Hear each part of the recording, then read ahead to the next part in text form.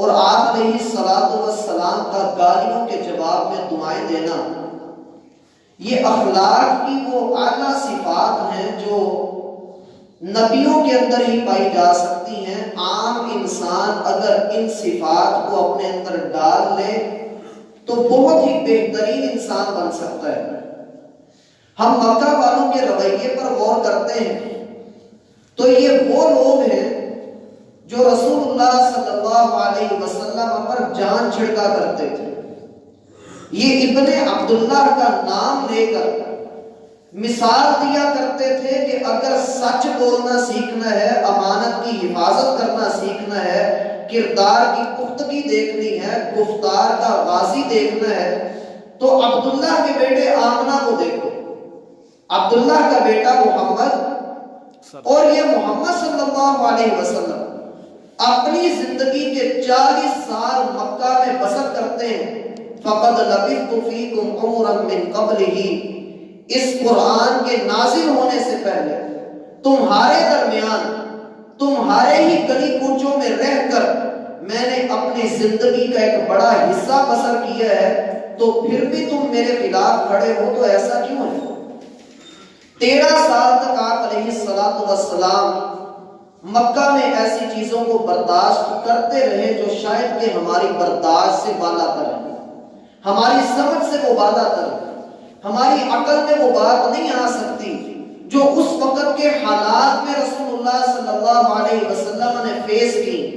آپ علیہ السلام اکیلے ہی نہیں بلکہ آپ کے جتنے بھی ساتھی ہیں، جیسا کہ رسول اللہ صلی اللہ علیہ وسلم کا فرمان ہے کہ بدأ الاسلام غریبا، اسلام جب شروع ہوا تھا تو انتہائی کمزور تھا۔ وَسَيَعُودُ غَرِيبًا، جب اسلام نے ختم ہونا ہے، جب دنیا پر کفر قائم ہوگا، جب قیامت بہت قریب آ چکی ہوگی، وَسَيَعُودُ غَرِيبًا، اسلام پھر غریب اور کمزور لوگوں میں سمٹ کر واپس آ جائے گا، امراء میں، بڑے لوگوں میں یہ دین باقی نہیں رہے گا۔ اور رسول اللہ صلی اللہ علیہ وسلم کے صحابہ کے ساتھ لوگوں کا رویہ کیا تھا؟ ہم نے سن کر ہی بس استغفر اللہ کے الفاظ کہے ہیں، لیکن اللہ کی قسم اگر ہم اس جگہ پر اپنے آپ کو رکھیں تو شاید کہ ہم کب کے اسلام کو چھوڑ چکے ہوتے۔ بلال رضی اللہ عنہ کی کمر مبارک پر گھڑوں کے نشانات دیکھے گئے۔ عمر رضی اللہ عنہ پوچھتے ہیں بلال یہ کس وجہ کے نشان ہیں؟ کیا ہوا تھا؟ یہ نشان کیسے ہیں؟ کہا عمر کوئی 1-2 بار نہیں، اب تو اتنا بھی نہیں پتا کہ کتنی بار میرے ساتھ ایسا ہوا تھا کہ امیہ بن خلف تپتے ہوئے صحرا میں مجھے لے جاتا، ساتھ میں 5-6 بندے بھی ہوتے، زمین پر کوئلوں کو دہکا کر بستر بچھا دیا جاتا اور بلال کو ان کے اوپر لیٹنے پر مجبور کیا جاتا، میں الٹا کر کے اس کے اوپر لٹا دیا جاتا، میں بھاگنے کی کوشش کرتا تو ایک بہت وزنی پتھر میرے سینے پر رکھ دیتے، میں اٹھ بھی نہ سکتا، اللہ کی قسم میرے جسم سے نکلنے والی چربی ان کوئلوں کی دہن کو، ان کی آگ کو ٹھنڈا کرتی۔ یہ انہی کے نشانات ہیں۔ خباب بن ارت کو دیکھیں کہ گلے کے اندر رسی ڈال کر ان کو مکہ کی گلیوں میں گھسیٹا جاتا ہے، اور اسی طرح سے سیدنا حبیب بن ابی زید رضی اللہ عنہ ان کو ٹکڑے ٹکڑے کر کے مارا گیا۔ مسیلمہ کذاب نے کہا کہ کیا تم گواہی دیتے ہو کہ محمد صلی اللہ علیہ وسلم اللہ کے رسول ہیں؟ کہا ہاں میں گواہی دیتا ہوں کہ اللہ نے اپنے بندے محمد کو ہمارا نبی بنا کر بھیجا ہے۔ کہنے لگا کیا تو یہ گواہی دیتا ہے کہ مسیلمہ بھی اللہ کا رسول ہے؟ کہا میرے کان تیری اس بکواس کو سننے سے آری ہیں۔ کہا یہ اتنا برا بولتا ہے، اس کا ایک ہاتھ کاٹ دیجئے۔ حبیب بن زید کا ایک ہاتھ کاٹا گیا۔ پھر اس نے وہی بات کہی، کہا میں تیری بات کا جواب نہیں دوں گا۔ کہا اس کا دوسرا ہاتھ بھی کاٹیے۔ دونوں ہاتھ کٹے ہوئے ہیں، خون بہ رہا ہے، درد کی شدت ہے، لیکن اس کے باوجود اشہد ان محمد عبدہ و رسولہ سے ہٹے نہیں ہیں۔ کہا یہ اب بھی نہیں ہٹا، اس کا پاؤں بھی کاٹو۔ دونوں پاؤں بھی کاٹ دیے گئے۔ کہا یہ اب بھی باز نہیں آیا، اس کا پورا بازو اتار دیجئے۔ ان کا بازو بھی اتارا گیا، پوری ٹانگیں بھی کاٹی گئی، لیکن وہ اللہ کا مجاہد ادھر ہی ڈٹا رہا، جان دے دی لیکن اپنے عقیدے سے پیچھے نہیں ہٹا۔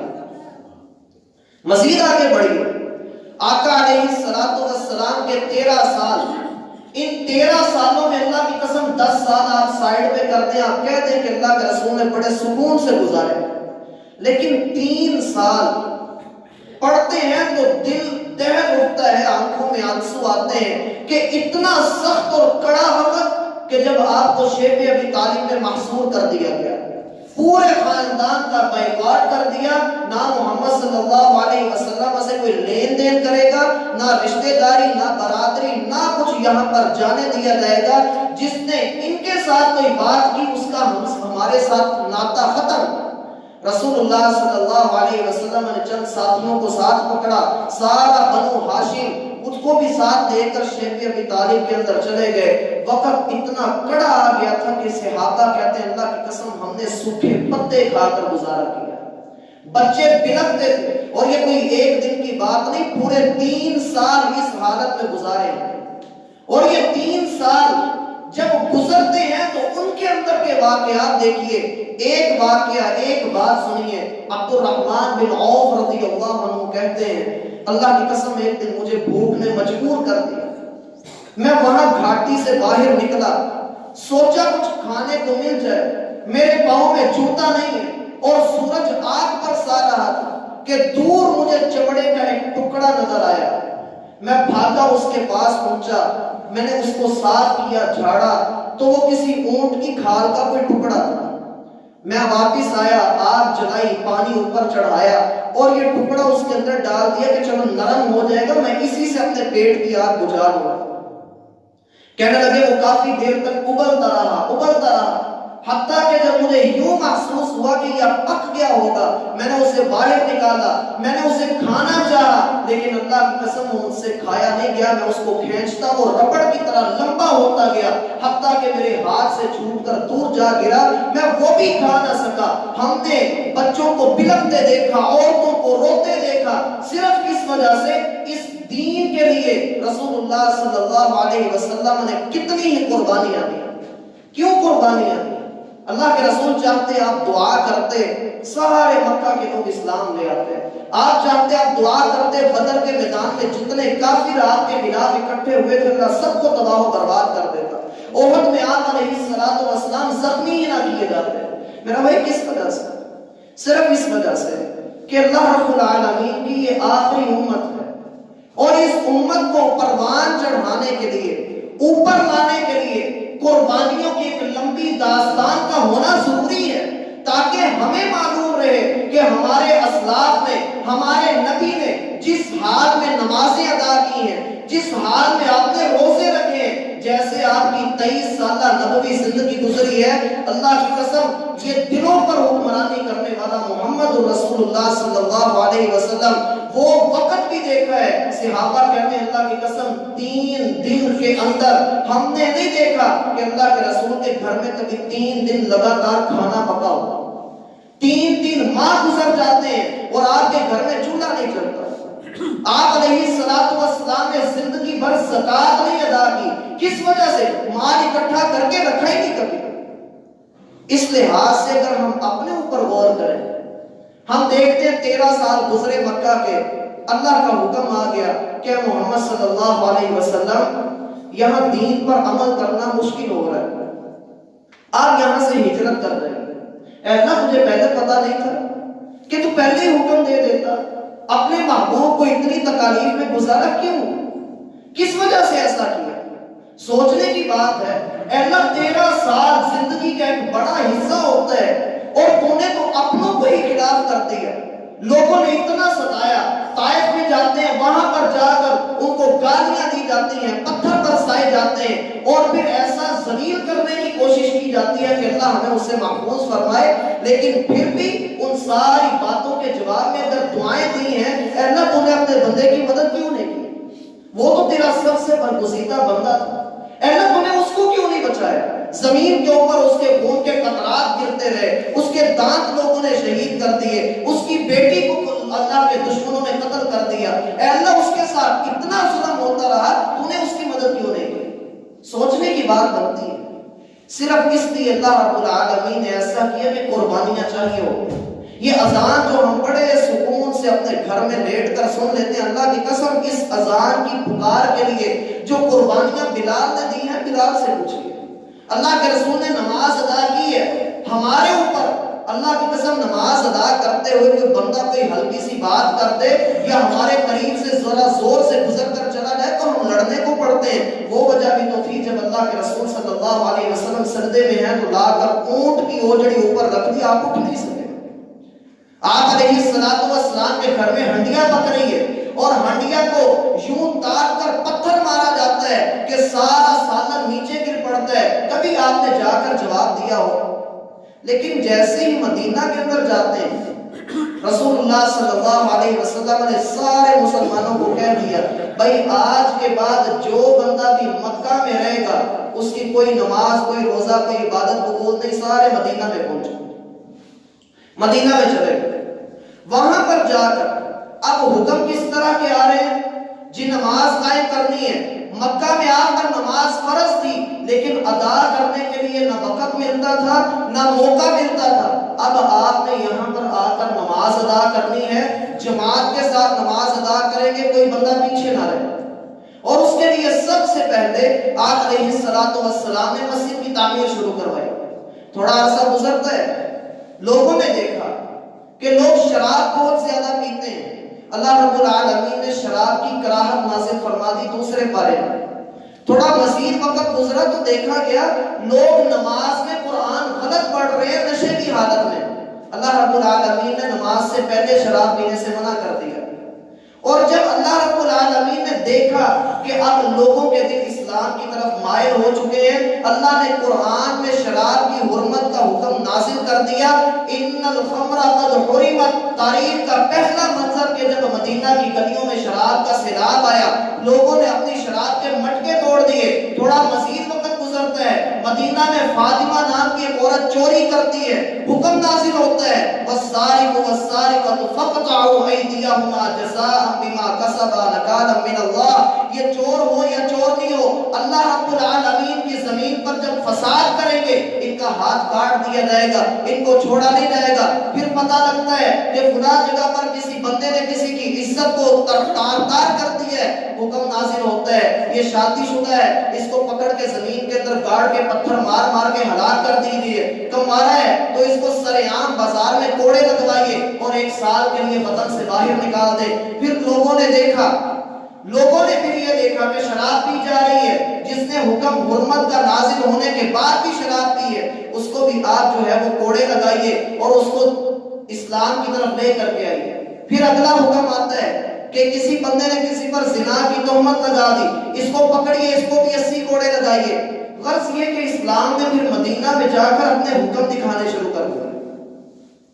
اب یہ حکم نازل ہو رہے ہیں کہ اچانک سے کچھ آیات نازل ہوتی ہیں اور ہم سب کو وہ آیات بڑے اچھے طریقے سے یاد ہے۔ اللہ لا الہ الا هو الحی القیوم لا تأخذہ سنۃ ولا نوم، یہ آیت ہم سب ہر نماز کے بعد پڑھتے ہیں۔ اور اس کے بعد کی جو اگلی آیت ہے وہ ہم سب کی سب سے بڑی دلیل ہے۔ ہم کہتے ہیں لا اکراہ فی الدین، بھئی دین میں کوئی جبر نہیں، کوئی سختی نہیں، کسی قسم کی کوئی پابندی نہیں۔ ہم یہ بات کہتے ہیں اور اس بات کو لے کر ہم دیکھتے ہیں کہ لوگ نماز بھی چھوڑتے ہیں، بھائی تم نماز کیوں نہیں ادا کرتے، اور دین میں سختی کوئی نہیں ہے، میرا اور میرے رب کا معاملہ، تمہیں کیا پڑھوں یا نہ پڑھوں، اور تم موسیقی کیوں سنتے ہو، میرا اور میرے رب کا معاملہ، دین میں کوئی اتنی سختی نہیں ہے، قوالی پر قرآن بھی پڑھا گیا، کوئی اتنی سختی نہیں ہے، کوئی حرمت نہیں ہے۔ بھائی تم یہ اپنے معاملات میں سودی کام کیوں کرتے ہو، اور دین میں کوئی سختی ہے ہی نہیں ہے، مجبوری ہے، کرنا پڑتا ہے۔ بھائی تم فلاں کام کیوں کرتے ہو، دین میں کوئی سختی ہے جناب، آپ ہر وقت ہی سختی اور نرمی، یہ کیا بات ہوئی؟ لا اکراہ فی الدین، دین میں کوئی سختی نہیں ہے۔ اور اس چیز کو لے کر اللہ کی قسم ہم نے وہ ساری قربانیاں بھلا دی جو اللہ کے رسول نے قربانیاں دی تھی۔ ہم دور نہیں جاتے، ہم اپنے اس برصغیر کے خطے کو دیکھتے ہیں، یہاں پر تقسیم ہند سے قبل کوئی قانون نہیں ہے، کوئی کچھ نہیں ہے، ایسٹ انڈیا کمپنی ہے اور برطانیہ کی حکومت ہے، اور لوگ یہاں پر کیا کہا کرتے تھے جب کوئی بھی حکم نازل کرنا ہوتا، کوئی بھی قانون نافذ کرنا ہوتا، کہا کرتے تھے لوگوں بادشاہ بہادر شاہ ظفر کی حکم برطانیہ کا اور نافذ کرے گی ایسٹ انڈیا کمپنی، اور اس لحاظ سے لوگ بس بادشاہ تو برائے نام کا بنایا ہوا تھا۔ یہی حال ہم لوگوں نے اپنے دین کا کیا ہے کہ جناب حکومت اللہ کی ہے، بادشاہت اللہ کے ہاتھ میں ہے، محمد رسول اللہ ہمارے نبی، رہبر، رہنما، مقتدا، پیشوا، لیکن مرضی ہم نے اپنی کرنی ہے، چلنا ہم نے اپنی مرضی سے ہے۔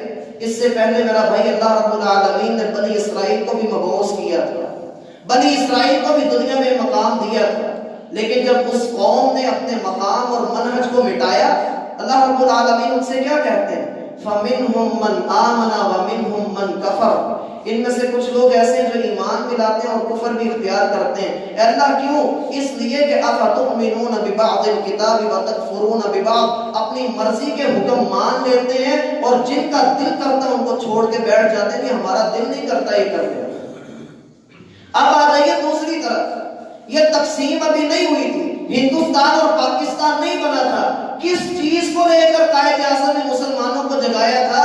کہ ہم چاہتے ہیں کہ ہم اللہ کے احکامات کی پابندی کے لیے ایسا خطہ حاصل کریں جہاں بندہ سکون سے سجدہ تو کر سکے، اور پھر جیسی قربانیاں دے کر لٹ پٹا کر سارا کچھ لے کر کے جب یہاں پر آئے تھے، اللہ کی قسم لوگوں نے اس مٹی کو چومتے ہوئے اللہ سے دعائیں کی تھی، مالک تیرا شکر ہے تو نے ایسی جگہ عطا کی جہاں ہم تیرے سامنے سجدہ ریز ہو سکیں گے۔ لیکن آج یہی نئی نسل یہ اپنے اسلاف کی قربانیوں کو بھلا کر مساجد سے بھی دور بھاگتی ہے، اللہ کے دین سے بھی دور بھاگتی ہے، اور زبان پر آیتیں لیے ہوئے کہ لا اکراہ فی الدین، دین میں کوئی جبر نہیں، کوئی سختی نہیں۔ اور اللہ کے بندوں، وہ وقت بھی آپ نے دیکھا ہے کہ چند دن پہلے جب ہیلمٹ کا لوگوں نے کہا کہ اس کی پابندی کرنی ہے، آپ کو پیٹرول نہیں دیا جائے گا، آپ کو جرمانہ عائد کیا جائے گا، ساری عوام نے ہیلمٹ دیے۔ اس وقت کسی نے کیوں نہیں کہا کہ لا اکراہ فی البلد، بلد کے اندر، ملک کے اندر کوئی سختی نہیں؟ پھر اپنی مرضی سے اس وقت بھی آیت پڑھتے ہیں۔ صرف دین کے ساتھ ہی نا انصافی کیوں ہے؟ نماز کے موضوع پر آ جائیے، موسیقی کو لے آئیے، معاملات کو لے کر کے آئیے، ہر وقت ایک ہی بات، لا اکراہ فی الدین، بھائی دین میں کوئی جبر نہیں۔ تو پھر اس آیت کو دیکھیے تو صحیح، اللہ نے کہی کس کے حق میں؟ آپ کسی ملک میں جاتے ہیں، کسی بھی وقت کے اندر کسی بھی ملک، دنیا کے بے شمار ملک ہے، آپ وہاں پر تشریف لے جاتے ہیں، کیا آپ پر وہاں کا قانون عائد ہوگا یا نہیں ہوگا؟ قانون وہاں کا آپ پر نافذ ہوگا، آپ کو وہاں کے رولز اینڈ ریگولیشنز ماننے پڑیں گے۔ جب تک آپ نہیں مانیں گے آپ کو ویزا الاؤ نہیں ہوگا، آپ وہاں پر انٹر نہیں ہو سکتے۔ جب آپ وہاں چلے گئے، کوئی جرم کر لیا تو اس قانون کے مطابق آپ پر سزا کا اطلاق ہوگا۔ اللہ کے بندوں، یہ اللہ کا دین، اس کے اندر جب داخل ہوئے ہو تو کیا اس کے کچھ قانون نہیں؟ کیا اس میں داخل ہونے کی کوئی بات نہیں کہ بندہ ایک کنارے پہ کھڑا ہو اور جو پسند آئے وہ لے لے، جو پسند نہ آئے واپس چلا جائے؟ اس کو دین نہیں کہتے۔ اللہ فرماتے ہیں وَمِنَ النَّاسِ مَن يَعْبُدُ اللَّهَ عَلَى حَرْفٍ، لوگوں میں سے کچھ لوگ ایسے ہیں جو کنارے پہ کھڑے ہو کے اللہ کی عبادت کرتے ہیں، کنارے پہ کھڑے رہتے ہیں، اگر اس کو کوئی فائدے کی چیز نظر آئے بڑھ کر اس کو لے لیتا ہے، اور اس کو جہاں پر اپنا فائدہ نظر نہ آئے، دین کی کوئی پابندی نظر آئے، کوئی سختی نظر آئے، یہ وہاں سے بھاگ کر پیچھے کی طرف چلا جاتا ہے۔ نہیں جی مجھے رسموں کے ساتھ بھی چلنا ہے، میرے اپنے رواج ہیں، ہماری خاندانی روایات ہیں، لوگ کیا کہیں گے، میری ناک کٹ جائے گی، میرے ساتھ یہ ہو جائے گا، وہ ہو جائے گا۔ اللہ فرماتے ہیں ذالک خسر الدنیا والآخرہ، اگر کسی نے دیکھنا ہے کہ دنیا اور آخرت میں سب سے زیادہ بوجھ اور نقصان کس نے اٹھایا ہے، هو الخسران المبین، تو اس بندے کو دیکھو جس نے سب سے بڑا بوجھ، سب سے بڑا خسارہ، سب سے بڑا نقصان اپنے کندھوں پر لیا ہے۔ ادخلوا فی السلم کافہ، اللہ بار بار یہ بات فرماتے ہیں کہ لوگوں دین کے اندر آئے تو پورے کے پورے داخل ہو گئے، دین کے اندر پورے کے پورے داخل ہونا پڑے گا۔ کسی بندے نے کہا اے حذیفہ آپ یہ بتائیے کہ قرآن میں جو عذاب کی آیات ہیں یہ کیا ساری کی ساری بنی اسرائیل اور کافروں کے لیے ہے نا؟ تو جواب پر حذیفہ رضی اللہ عنہ کہنے لگے نعم الاخوۃ لکم بنی اسرائیل، بنو اسرائیل تو پھر تمہارے حق میں بڑے فائدہ مند ہوئے بھائی کہ سارا عذاب انہوں نے اپنے اوپر لے لیا اور تم سب کو جنت اور نیکیاں اور سب کچھ تمہیں دے دیا۔ اور اللہ کے بندے کوئی بندہ بھی اللہ کی نافرمانی کرے گا اللہ رب العالمین اسے عذاب دے۔ لا اکراہ فی الدین، اس کا معنی سمجھ لیجئے یہ ہے کیا؟ اللہ رب العالمین پیچھے توحید کی بات کر رہے ہیں، لا اکراہ فی الدین کے بعد کی آیات پڑھیے تو اس میں بھی توحید ہی کی بات ہے۔ معنی کیا ہے؟ جناب آپ کسی بھی انسان کو زبردستی مسلمان نہیں کر سکتے، یہ معنی ہے اس کا۔ وگرنہ دین میں سختی دیکھنی ہے تو آئیے ذرا مدینہ کی طرف، رسول اللہ صلی اللہ علیہ وسلم بیٹھے ہیں، ماعز اسلمی رضی اللہ عنہ تشریف لائے، آ کر کہا اللہ کے رسول گناہ کر بیٹھا ہوں، میرے اوپر حد جاری کیجیے۔ اللہ کے رسول نے کیا اسے یہ کہا کہ جاؤ جا کر توبہ کرو اللہ معاف کر دے گا؟ ہرگز نہیں۔ آپ نے کہا بھائی اس کو پکڑو، زمین کے اندر گاڑو، پتھر مار مار کے اس کو مار دو، اللہ کا قانون اپنی جگہ، رحمت اپنی جگہ۔ اس نے جو کرنا تھا وہ اس نے کر لیا۔ اب جب اس کو مارا گیا وہ مر گیا، کچھ لوگوں نے اسے گالیاں دی، کچھ لوگوں نے اسے گالیاں دی تو اللہ کے رسول صلی اللہ علیہ وسلم نے ان سب کو اپنے پاس بلا لیا۔ تم نے ماعز کے متعلق یہ الفاظ کہے؟ جی اللہ کے رسول ہم نے کہا اللہ کی قسم اس نے یہ سزا قبول کر کے اپنے اوپر یہ سختی کروا کے اللہ کی جنت کا سودا کر لیا۔ میں دیکھ رہا ہوں کہ ماعز جنت کے اندر داخل کر دیا گیا ہے۔ اگر دین کی سختی ہی کو دیکھنا ہے تو اللہ کے رسول نے سختی کی ہے۔ اللہ کی قسم مصلی پہ کھڑے ہو کے کہا تھا کہ میرا دل کرتا ہے ان لوگوں کے گھروں کو جا کر آگ لگا دوں جو لوگ نماز پڑھنے کے لیے مسجد کے اندر نہیں آتے۔ اگر دین میں سختی ہی دیکھنی ہے آپ اللہ کے رسول کا وہ فرمان کیوں نہیں دیکھتے جس میں اللہ کے رسول فرماتے ہیں کہ مجھے موسیقی کے آلات توڑنے کے لیے بھیجا گیا ہے، اور لوگوں یہ گھنٹا، یہ گھنٹیاں، یہ موسیقی کے آلات، یہ سارے شیطان کے باچے ہیں، ان سے بچ کر رہنا، یہ نہ ہو کہ شیطان تمہیں بہکا کر رسوا کروا دے، اس لیے ذرا بچ کر رہنا۔ اگر سختی ہی کو دیکھنا ہے اللہ کے رسول کے اس فرمان کو بھی تو دیکھیے۔ اللہ کے رسول فرماتے ہیں سود کا 1 روپیہ کھانا 36 بار ماں کے ساتھ منہ کالا کرنے کے برابر ہے۔ دین کے اندر سختی ہی تو ہے، کچھ قانون ہی تو ہیں۔ اگر سختی کو مزید آپ دیکھنا چاہتے ہیں، اگر آپ سختی کو مزید دیکھنا چاہتے ہیں تو توحید کے اوپر آ جائیے۔